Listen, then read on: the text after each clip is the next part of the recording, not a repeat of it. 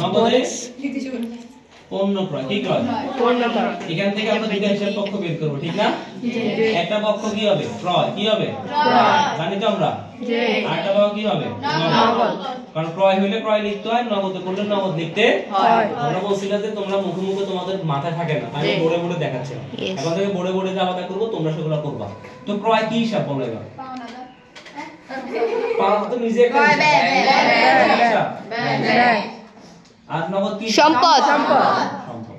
এবার বলো তুমি ব্যবসায় ম্যানেজার তুমি নিজে হিসাব করে দেখো তোমার এই ব্যবসার মধ্যে ক্রয়ের কারণে ব্যয় কি বাড়ছে না কমছে কমছে ক্রয় করলে ব্যয় কমে আমি আমি আমি 1000 টাকা পণ্য কিনে আনলাম তো আমার টাকা খরচ বাড়ছে না টাকা কমে গেছে না খরচ হইছে না খরচের তালিকা তো বাড়ছে নাকি তাহলে ক্রয় করলে ব্যয় কি করে বাড়ে ক্রয় বাড়ছে মানে ব্যয় বাড়ছে ক্রয় বাড়ছে মানে কি বাড়ছে ব্যয় বাড়ছে ব্যয় কি বাড়ছে ব্যয় বাড়লে কি হয় ডেবিট না ক্রেডিট ব্যয় বাড়লে কি হয় ডেবিট সম্পদ এবং ব্যয় বাড়লে ডেবিট সম্পদ এবং ব্যয় কমলে কি হয় ক্রেডিট শুধু সম্পদ আর ব্যয় মনে রাখতে বলছিলাম মনে আছে কথাটা মনে করে দিচ্ছি তাহলে ব্যয় বাড়লে কি হবে বলতেছি আমরা নগদ কি হিসাব সম্পদ আমি যখন দোকানদার থেকে পণ্য ক্রয় করলাম আমার কি সম্পদ আছে এখন নগদ টাকা এখন আছে নগদ টাকা আছে মাথা নাড়াচ্ছ কেন কথা বলো নগদ টাকা আছে না সম্পদ কি মাইনাস না মাইনাস হলে কি হবে এবার আসো বাকিতে পণ্য বাকিতে পণ্য ক্রয় একটা পক্ষ কি হবে ক্রয় আরেকটা পক্ষ কি হবে বাকিতে পণ্য ক্রয় করার কারণে কে সৃষ্টি হয় কালকে বলছিলাম ক্রয়ের সাথে কার সম্পর্ক পাওনাদার ক্রয়ের সাথে কার সম্পর্ক পাওনাদার আমি হাজারবার বলি ক্রয়ের সাথে পাওনাদার সম্পর্ক তোমার মনে থাকবে না শুধু একটা মোমেন্ট দরকার মোমেন্ট যে মোমেন্টে তুমি এটা ভালো করে বুঝে গেছো যে না ক্রয়ের সাথে কি পাওনাদার মোমেন্টটা দাও বুঝো ক্রয়ের সাথে পাওনাদার সম্পর্ক বাকিতে ক্রয় করলে কি সৃষ্টি হয় পাওনাদার এবার বলো ক্রয় কি হিসাব ব্যয় হিসাব পাওনাদার কি হিসাব ব্যয় বাড়ছে না ক্রয় করলে কি বাড়ে ব্যয় বাড়লে কি হবে ডেবিট ব্যয় বাড়লে কি হবে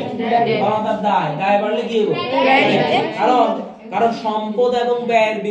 বিপরীত হচ্ছে কি দায় আর মালিকানা সত্ত্ব সম্পদ আর ব্যয় বাড়লে যদি ডেবিট হয় দায় বাড়লে হবে কি ক্রেডিট বাড়লে কি হবে আসো 3 নাম্বার চেকের মাধ্যমে পণ্য কার মাধ্যমে চেকের মাধ্যমে আমি বুঝলাম না বাঁশি বাজাচ্ছে কেন আরে প্রাইমারি স্কুল ও সরি চেকের মাধ্যমে কি করে পণ্য চেকের মাধ্যমে পণ্য ক্রয় যাবে দেখো প্রথম কথা হচ্ছে কি হবে ক্রয় হবে কি হবে ক্রয় তারপর চেক চেক মানে কি ব্যাংক চেক মানে কি চেকের সাথে কার সম্পর্ক ব্যাংক তাহলে একটা হবে ক্রয় একটা হবে ব্যাংক ক্রয় কি হিসাব ব্যাংক কি হিসাব সম্পদ ব্যাংক বাড়ছে না এখানে প্লাস বাড়লে কি হবে ব্যাংক সম্পদ সম্পদ কি করছে কমছে চেকের মাধ্যমে পণ্য ক্রয় করলে ব্যাংকের টাকা কমে গেছে না ব্যাংকের টাকা কমলে কি হয় মাইনাস কমে গেলে কি হয় ক্রেডিট সম্পদ কমলে কি হয় ক্রেডিট সম্পদ বাড়লে কি হয় ডেবিট এবার আসো বিলের মাধ্যমে পণ্য কার মাধ্যমে বিলের মাধ্যমে পণ্য ক্রয় তো একটা পক্ষ কি হবে ক্রয় আরেকটা কি বিল প্রদেয় বিল কি বিল আচ্ছা প্রদেয় বিল কেন ক্রয়ের সাথে কার সম্পর্ক প্রদেয় বিলের সম্পর্ক আর ক্রয় করলে তোমাকে টাকাটা দিতে হবে কি করতে হবে আর প্রদেয় বিল কি হিসাব দায় প্রদেয় বিল কি হিসাব কাউকে কোনো দিতে হলে কি হয় দায় হয় তাহলে ক্রয় কি হিসাব সেম ক্রয় কি হিসাব ব্যয় ব্যয় বাড়লে কি হবে ডেবিট প্রদেয় বিল কি হিসাব দায় দায় বাড়লে কি হবে ক্রেডিট দায় কিন্তু এখানে বাড়ছে তোমাদের অনেকের মনে হইতে পারে যে একটা যদি প্লাস হয় আর একটা কি হবে মাইনাস এরকম অনেকের কিন্তু মনে হয় এমন কোনো নিয়ম নাই যে একটা প্লাস হলে আরেকটা একটা বাড়লে আরেকটা কমবে এরকম কোনো নিয়ম নাই দুইটা একসাথে বাড়তে পারে দুইটা একসাথে কমতেও পারে এরকম কোনো নিয়ম না যে বাড়লে একটা বাড়লে আরেকটা কি করবে কমবে আমরা বোর্ডে কি করলাম এতক্ষণ আমরা ক্রয় সংক্রান্ত জাবাদা করলাম ক্রয় কয়ভাবে করা যায় 4 ভাবে ক্রয় করা যায় নগদে